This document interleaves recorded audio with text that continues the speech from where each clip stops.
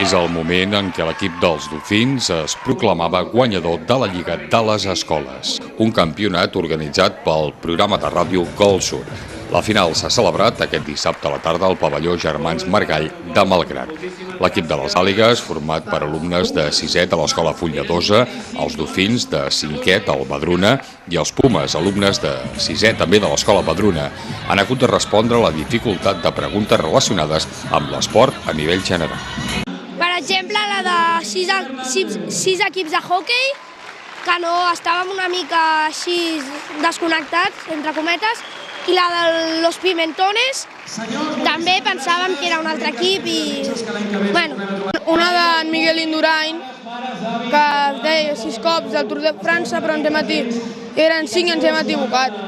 La que posava a quin país, on es juga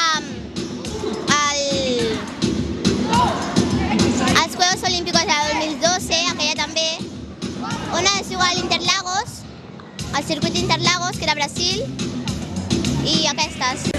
Durant la celebració hi ha hagut temps per a tot, sorteig de premis entre el públic i una actuació de ball.